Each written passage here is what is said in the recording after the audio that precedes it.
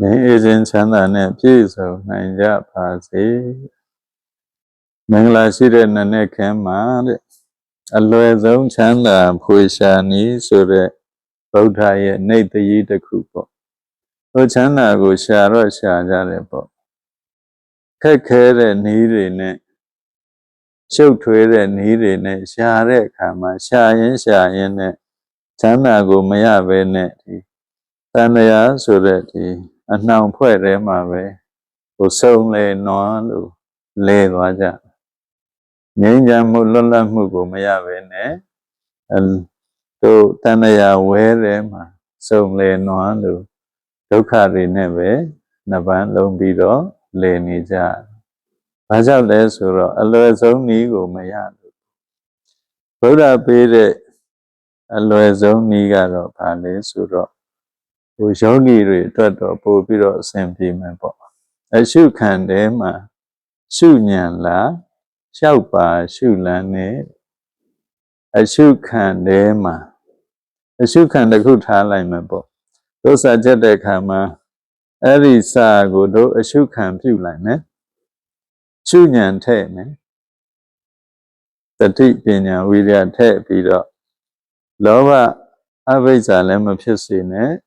ဒေါသဒေါမနတလည်းမဖြစ်စေပဲနဲ့တို့အဲ့လိုတဲ့အောင်တီအောင်သိအောင်တို့ကျင့်နိုင်ရင်အဲ့ဒီစာကိုတို့ရပြီးတော့အောင်မြင်မှုစီကိုလွယ်ကူကူနဲ့တို့တက်လှမ်းနိုင်မှာပါဒါအလွယ်ဆုံးလမ်းပဲပေါ့အရှုခံထဲမှာရှုဉဏ်လားလျှောက်ပါရှုလန်းနဲ့အဲ့လိုလောကကြီးထက်ပိုလွန်မြတ်စိတ်ဓာတ်ချမ်းသာကွယ်လောကကြီးထက်ပိုလွန်မြတ်တဲ့ချမ်းသာဆိုတာကဟိုလောကုတ္တရာချမ်းသာပေါ့ဟိုအဲ့ဒီလောကုတ္တရာကိုချမ်းသာရဖို့အတွက်ဗုဒ္ဓပေးတဲ့နည်းကတော့ကာယကာယ ानु ပတိဝိဟရတိအရှုခံအတ္တပိတမဇာနောတတိမှာရှုဉဏ်ဝိနည်းလောကေဘိဇ္ဇာဒေါမနတံရှုလန်းပေါ့လောကီလုံးမှာပဲဖြစ်ဖြစ်ဒီအရှုခံရှုဉဏ်ရှုလန်းကိုတို့ထည့်ပြီးတော့လုံနိုင်မယ်ဆိုရင်တော့လောကီအလုပ်ကိုလုပ်ရင်းနဲ့လည်းကုသိုလ်ကောင်းမှုတွေရပြီးတော့ချမ်းသာတဲ့အကျိုးတွေငြိမ်းအေးတဲ့အကျိုးတွေရကြမယ်။ဟောလောကုတ္တရာချမ်းသာကိုဖွေရှာတဲ့အခါမှာလည်းပဲအရှုခံကယောဂီများရဲ့နှံသီးဝါမှာတိုးတိုက်နေတဲ့ပါရမတ်လေးရဲ့ကွဲပြက်နေတဲ့ဖြစ်ပြနေတဲ့သဘောပါရမတ်သဘောကိုတို့ရှုခံထားမယ်တို့ရဲ့ရှုဉဏ်ကတတိပညာဝိရိယတတိနဲ့ဝိရိယကောင်းတော့သမာဓိပညာကိုခွဲလိုက်တော့သမာဓိဋ္ဌိသမာသင်္ကပ္ပဆိုတော့အခုပေါ့မဲ့ခင်၅ပါးပေါ့အဲ့ဒါကရှုဉဏ်ရှုလန်းဆိုတာကအဘိဇ္ဇာဆိုတဲ့အမျှော်ကိုပယ်ရမယ်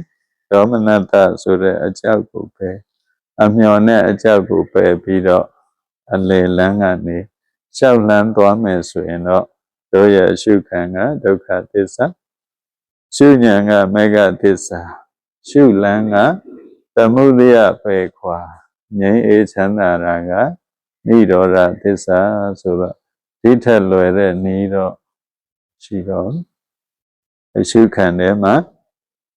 ရှုဉဏ်လားလျှောက်ပါရှုလန်းနဲ့အရှုခံထဲမှာရှုဉဏ်လားလျှောက်ပါရှုလန်းနဲ့လောကကြီးထက်ပိုလွန်မြတ်စိတ်ဓာတ်ချမ်းသာကွယ်အဲ့ဒါကြောင့်လောကကြီးထက်ပိုလွန်မြတ်တဲ့ချမ်းသာကိုရခြင်းနဲ့ဆိုရင်တော့အလွယ်ဆုံးနည်းကိုပဲအသုံးပြုကြပါအရှုခံရှုဉဏ်ရှုလန်းအရှုခံကဒုက္ခသစ္စာရှုဉဏ်ကမေဃသစ္စာရှုလန်းကသမုဒယပယ်ခွာငြိမ်းအေးချမ်းသာမှုကနိရောဓသစ္စာဆိုပြီးတော့လောကထက်ချမ်းသာကိုအလုံးစံစားနိုင်ကြပါစေ